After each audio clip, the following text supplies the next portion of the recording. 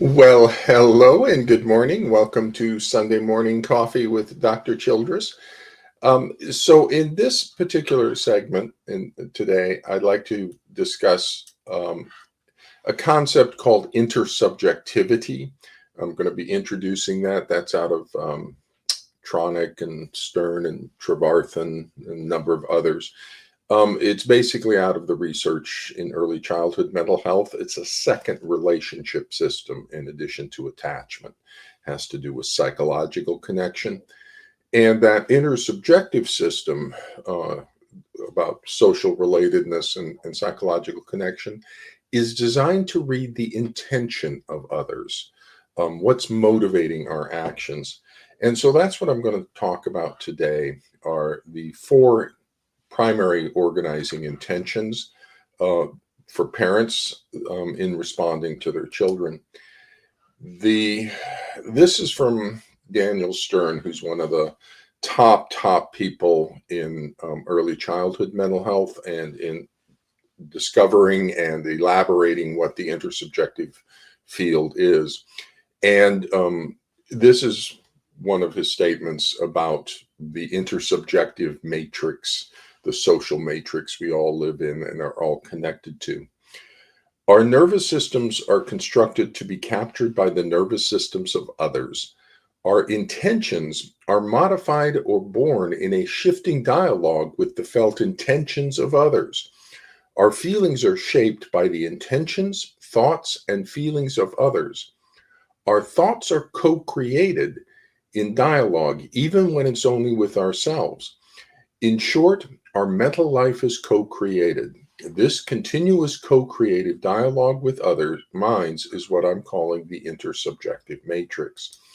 And for families in the family courts, this is critical to the psychological control of the narcissistic borderline dark personality parent. They get in and co create reality with the child.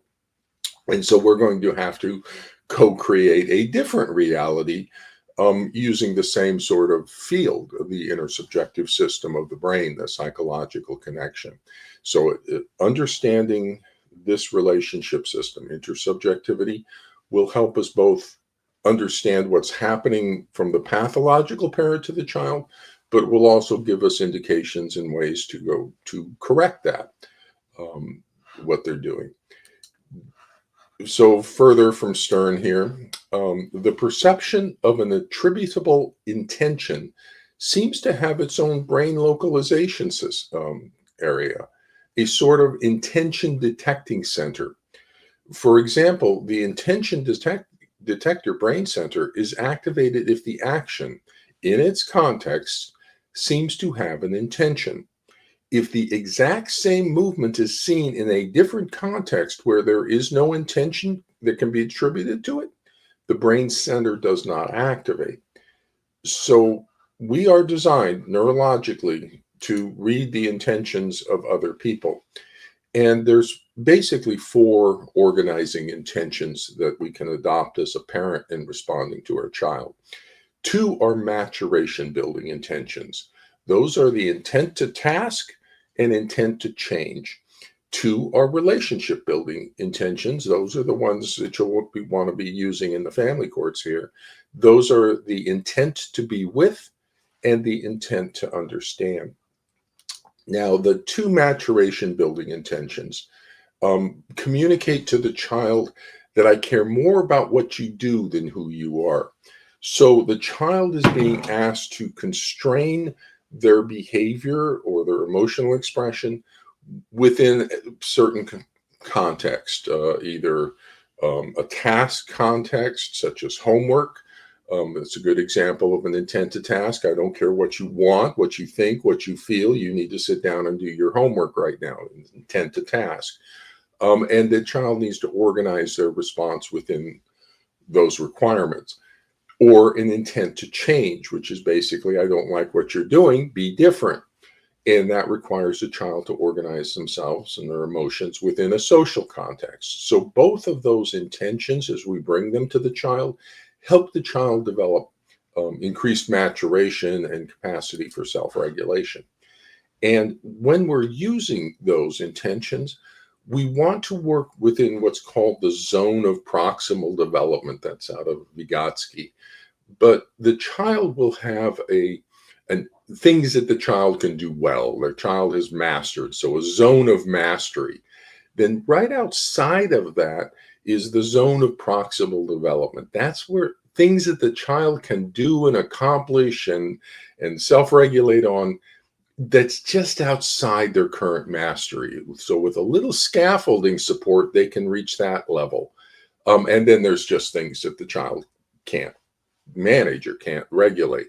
So you wouldn't expect a 5-year-old to be able to, sit for 2 hours worth of homework.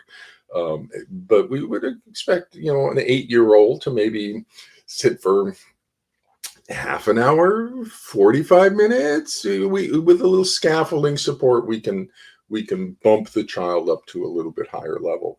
So with the intent to task and intent to change, we always want to be thinking about working in the zone of the child's proximal development, and to help scaffold the child with our support into more advanced behavior or self-regulation. The relationship building intentions are just wonderful, but they're very, very simple and very fragile. And the relationship building intentions communicate, I care more about who you are than what you do. And the first one of these is the intent to be with. And this is just wonderful. It's for no other reason. I just like hanging around you. I just like being around you. Oftentimes that's communicated through like just a rub, pat, pat. You're just going around and just giving the child a little rub, pat. That just says I'm attending to you and I care about you and I just like being with you. Or just sitting down while they're playing a video game and watching their video game play, not to give them advice, not to help them, not to do anything, just to kind of hang out with them. Or, if the wife's in the kitchen cooking and you go in and say, what can I do to be helpful? She says nothing. Well, don't walk away, sit down and just kind of hang out. And she'll go, why is he still sitting there? Oh, he just wants to be with me. Those are the intent to be with. It's just really simple. But it's going to get crushed by any intent to change or intent to task or something. And in early childhood, the intent to be with is called the eyes of delight. And it's just a wonderful sort of brightening of the parent in their eyes. And just, oh my goodness, it's so wonderful. And the child's brain lights up on the brain scans kind of stuff. Loves to see those eyes of delight. It's wonderfully bonding. The one you're going to want to use, though, the one that is just so wonderfully substantial in building relationships, is the intent to understand. And that's just simple curiosity. What's it like to be you? Okay. It's very fragile, and it's called bringing the eyes of the other to the child's experience. So the child sees themselves reflected in the response of the parent. And this wonderful, beautiful eyes of the other come in and say, what's it like to be you? The child sees themselves reflected in the parents responding, and that helps with identity development. It helps with emotional regulation. It helps us so much on this. So the maturation building intentions will increase conflict, because we're asking the child to constrain themselves and to organize up a little bit higher. So we'll get a breach and repair sequence, because it's called an empathic failure. The child doesn't want to do their homework. And so I come and say, you need to do your homework. That's an empathic failure from the parent saying you need to do your homework. Child doesn't want to do the homework. But that's going to create a little bit of conflict. Then we breach and repair the conflict, provide a little scaffolding supports, maybe sit with them for a few minutes, get them going. And come in socially and then bond with them and help them support into that more challenging or difficult activity. But you're going to create a little conflict. Now, for you families in the family courts, you don't need more conflict in your family. You already have enough conflict. So you need to reduce that.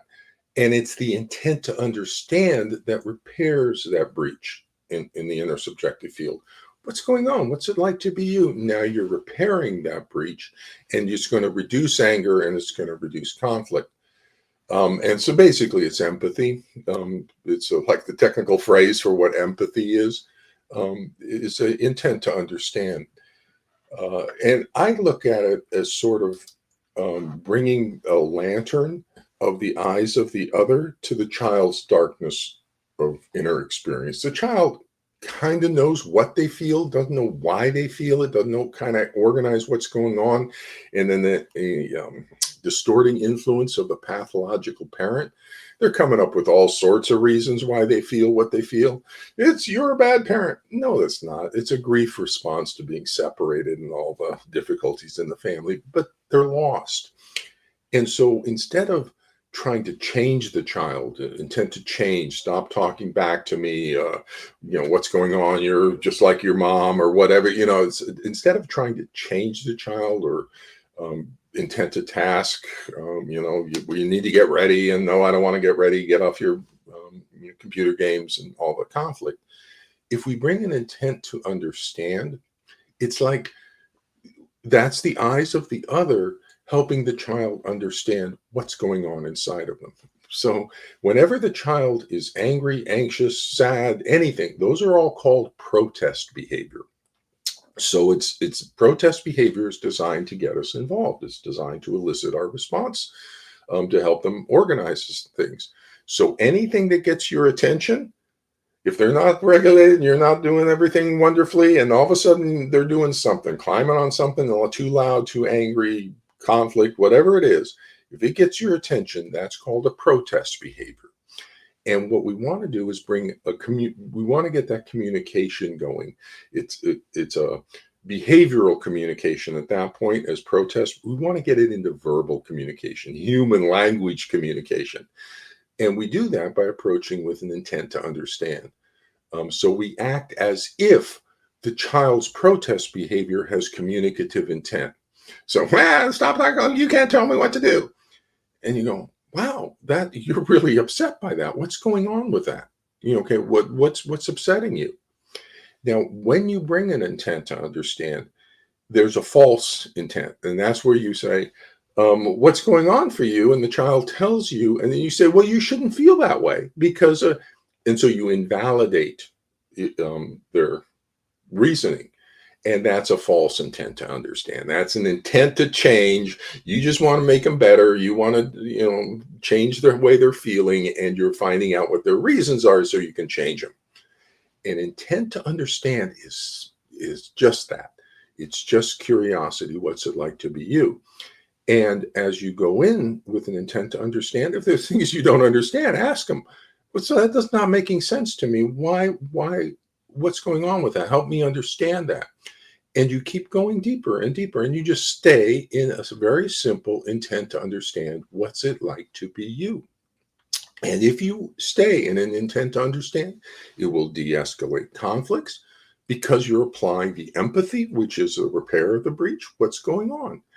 And as you understand what's going on, you will be helping them kind of understand what's going on. Don't offer advice. Don't try to change them. Don't try to make things better for them. Just understand. Now, way down at the end, after you're all done and everybody's kind of saying, okay, we kind of explored this issue to the umpteenth degree, then you may want to offer a bit of advice or counsel or something. You say, you know what, I wonder if that's the typical stem I use for offering something. So after all, we talk about stuff, I go, I wonder if you're kind of feeling caught in the middle between like mom and dad are fighting about things and you're just kind of caught in the middle. And when I do that, I adopt a very positive tone, smile, and because I'm stressing the kid, talking about the spousal issue and stuff. So by maintaining a relaxed tone, I'm indicating I'm okay with talking about conflict and stuff, and it's not a big deal. And I emotionally signal that everything's safe and okay when I talk about stressful things. So, the intent to task and intent to change are going to increase conflict. You want to use the to understand, to reduce conflict. Then I want to talk a little bit. This is a separate guy, Heinz Kohut. It's related. He's out of psychoanalysis, self-psychology, and they're also work with intersubjectivity in the analytic relationship. But three wonderful things that Kohut pointed out about child and parenting and child development, looking from the psychoanalytic domain, is he says that parents provide what he calls three self-object functions for the child. So these are things that the child cannot provide to themselves, that the parent comes in initially and provides to the child, and then the child internalizes these self-object functions and can do them for themselves. So the three of them are, one is called mirroring, and that's the one I want to focus on. That's just wonderful, which is the child looks in the face of the parent and sees a mirror of who they are in the face of the parent. So if I greet my son in the morning and go, "Hey Jack, how you doing?" gives him one sense of who he is. If I go, "Hey Jack, how you doing?" gives him a whole different sense of who he is because of my response to that. He sees a mirror of who he is. And what we want children to see, we want them to look up in the face of the parent and say, "Is that me? Really? Is that me? Oh, I'm just wonderful." And so we want that. And so we want this wonderful, positive parent, which means we want to keep you targeted parents, you healthy parents, out of being angry. We don't want the child to get an angry, hostile face. Or we want we want the child to be bringing this happier, positive parent who's in a leadership position, is not anxious and is not, not afraid of the situation, who's in charge of the situation and resolving things. The second self-object function is called idealization, and that helps the child develop a sense of positive self-worth. They idealize a parent, and then they internalize that as their idealized self-goal. And then twinship, which is that the child's personal experience can be shared and understood by other people. And then the child will then internalize these self-object functions through experiences of optimal frustration. Those are the breach and repair sequence, the intent to task, intent to change. In those breach and repair sequences, the child comes to internalize those self-object functions for themselves, or self-esteem, their ideal self, and their ability to communicate into the world, and receiving the scaffolding support of the parent. So for you folks in court-involved custody conflict, I would strongly recommend you avoid discipline strategies. Those will be used against you. Discipline strategies use like rewards and punishment to acquire child obedience. You want to switch over to guidance-based strategies that use negotiation and communication that achieve child cooperation. What we want is cooperation, not obedience. And so you want to give up all the parenting strategies designed for obedience, especially the punishment strategies, taking things away, timeouts, anything that increases a child's suffering. Let me talk about that for a second.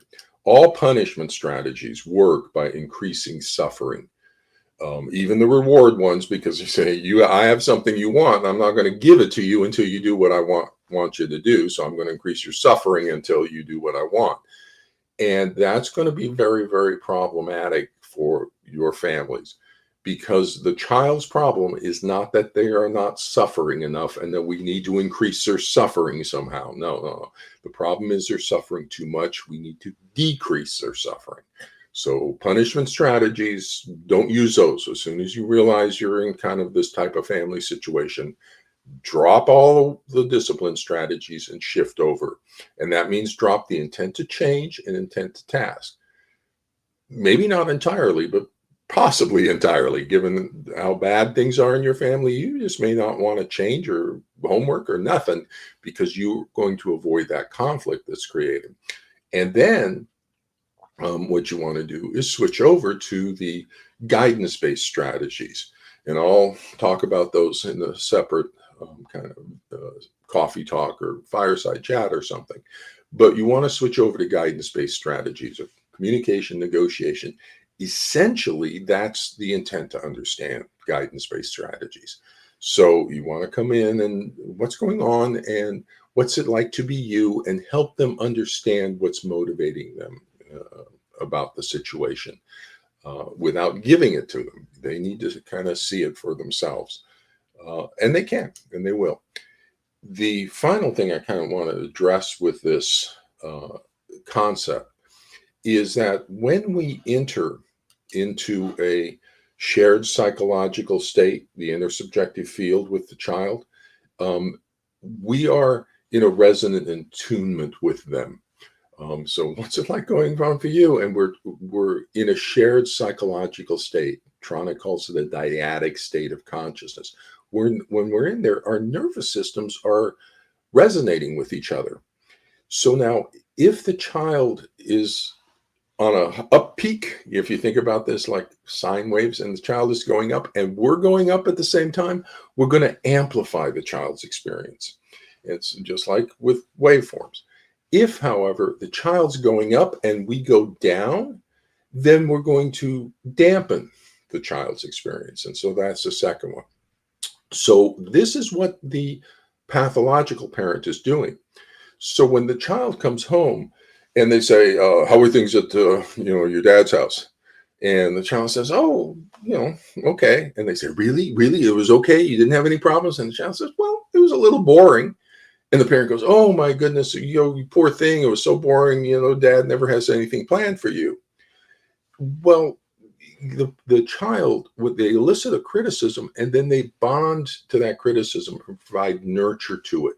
Oh, you poor thing. And that amplifies that sense of the child's grievance, that they were mistreated. And so they're conversely, if the child says, oh, great, I had a great time, the parent goes dark and turns away. They misattune to if the child is happy with the targeted parent, the other pathological parent misattunes to that. Oh, and gets angry, maybe gets grumpy about other stuff.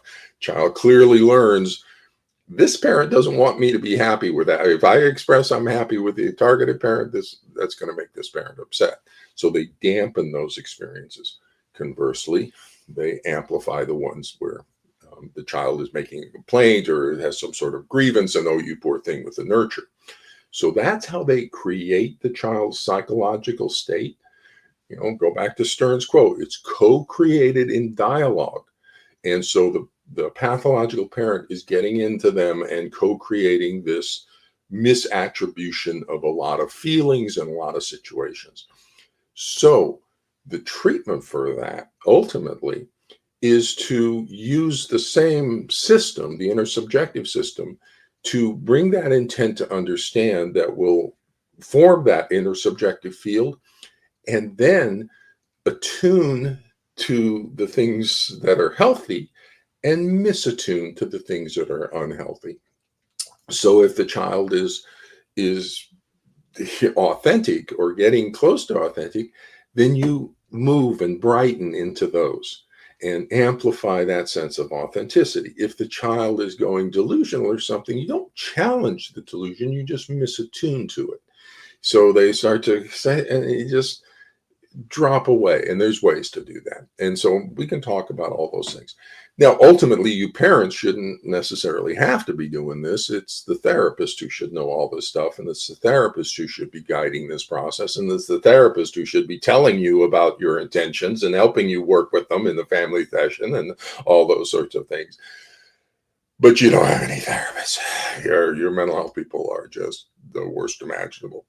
So, you can provide your mental health people with this education, but you shouldn't have to be educating your mental health people. We're just going to have to get you some quality mental health services in the family courts. But in the meantime, keep in mind this information about how people work, how children work, how brains work. We're designed to interconnect. So we're not like billiard balls that bounce off of each other. We're actually designed to interpenetrate each other and then to co-regulate with each other. And those breach and repair sequences are an important part of that co-regulating field that develops in childhood. Healthy children, healthy child development. So this conflict is not unhealthy. That's Tronic and Gold, The Power of Discord. 70% of healthy parent-child relationships are misattuned. So that misattuned part where the one's going up and the other go down, that's 70% of the time in healthy relationships are misattuned. Only 30% are reattuned. And that just indicates that conflict is not necessarily a bad thing. What's critical is the repair. We want to breach and repair. The worst possible thing we can do is leave a breached attachment bond unrepaired. We always want to repair, and that's going to create what's called thickness and just the capacity for regulating more difficult situations, because we've developed the capacity to regulate on less difficult situations.